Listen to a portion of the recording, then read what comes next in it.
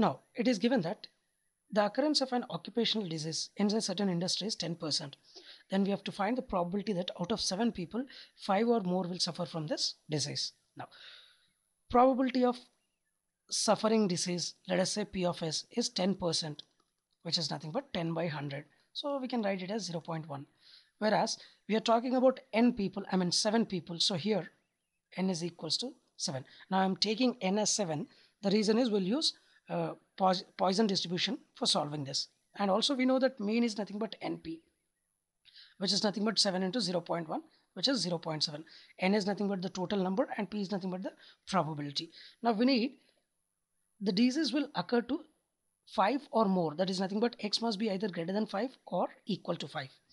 So greater than 5 or equal to 5 will be probability of occurring for, affected by 5 people or 6 people, or it could be 7 people. And we know the Poisson distribution e power minus lambda into lambda power n by m factorial. So which is m power 5 into e power minus m by 5 factorial, plus similarly m power 6 into e power minus m by 6 factorial, plus m power 7 by 7 factorial into e power minus m. If I substitute the values and simplify, then the answer will be 0.0008, which is nothing but option B. To find the volume bounded by the surfaces z is equals to a square minus x square and the planes x equal to 0, y equal to 0, z equal to 0 and y is equals to b.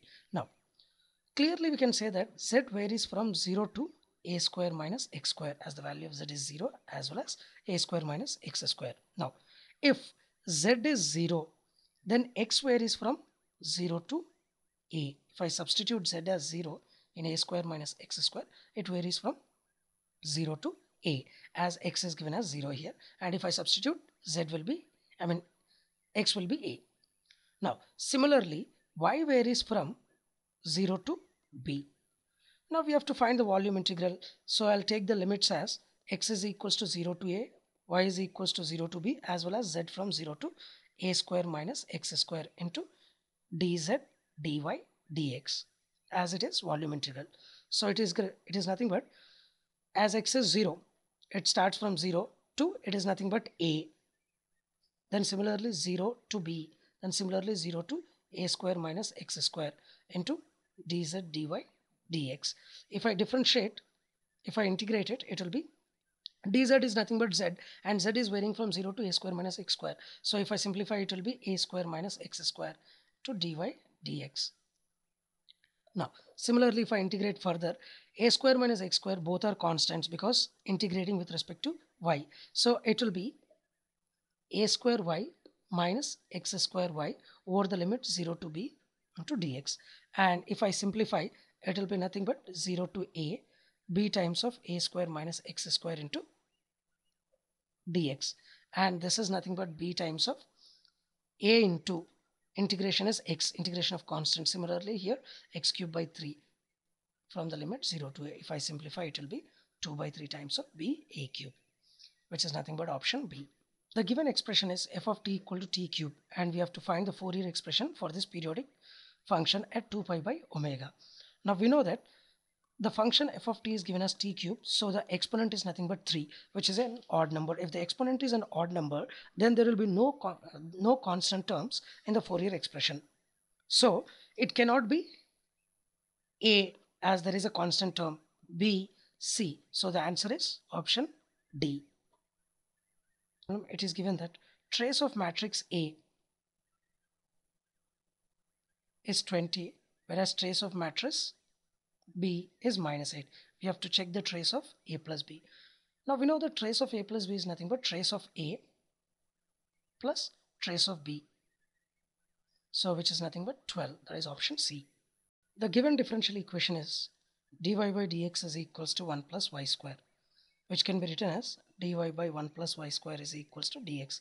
If I integrate on both sides, it will be tan inverse y is equals to x. That implies y is equals to tan x, or I can take constant anywhere, so plus c. So it will be y is equals to tan of x plus c, which is nothing but option C. The given function is u is equals to e power x y z, and we have to find dou u by dou x, dou y, dou z. Now let us start with z. Differentiating the given function, partially with respect to z. So it is nothing but dou u by dou z, which is nothing but e power x y z. The reason is differentiation of e power x is again e power x. As we are differentiating partially with respect to z, x and y are constants. So the differentiation of z is 1 and the constants are x and y. So the function will be xy into e power xy z, which can be written as dou u by dou z as u into xy. Now let us differentiate this dou u by dou z with respect to y. So it will be dou u by dou y into dou z, which is nothing but ux plus xy into dou u by dou y, which is nothing but ux plus ux square yz. The reason is we are differentiating u with respect to y. So u and y will be the variables and x is a constant. So keep ux as it is and differentiation of y is nothing but 1. So xy into differentiation of u is nothing but dou u by dou y, and dou u by dou y is nothing but uxz as y is a variable. Now similarly we'll differentiate this function with respect to x. So dou x, dou y, dou z, and if we simplify, answer will be e power xyz into 1 plus 3xyz plus x square y square z square, which is nothing but option D. Question is, if a long slender bar of constant cross-sectional area, so area is constant, is pinned at both each end and subjected to axial compression, then the load P1 that will cause buckling and P2 is the load that will cause buckling when the bar is clamped at both the ends. P1 is the load when both the ends pinned and compression is applied. P2 is the load that will cause the buckling when bars are clamped at both the ends. These are the two conditions. So we know the buckling load. Pk is equal to pi square ei by kl square, where modulus of velocity, moment of inertia of bar, and L is the length of the bar. So K is going to vary with respect to the end conditions. K is equal to 1 for both the ends pinned. K is equal to 0.5 for both the ends are clamped.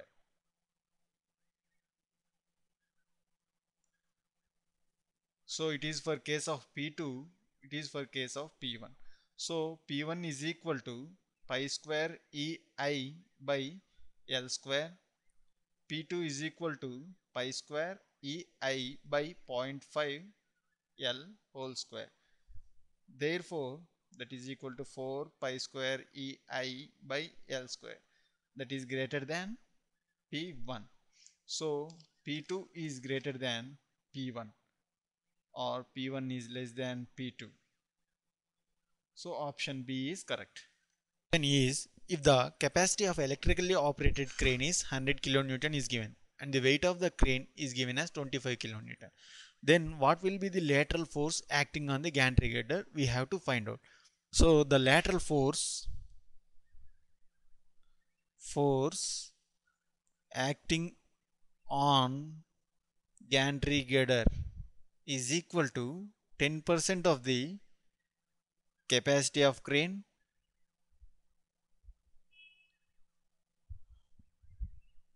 plus weight of crane.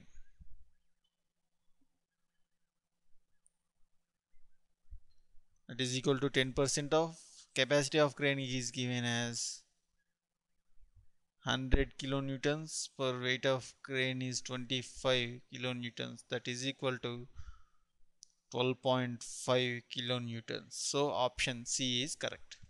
Question is, a solid circular shaft subjected to a pure tension, what would be the ratio of maximum shear stress to maximum normal stress? We have to find out.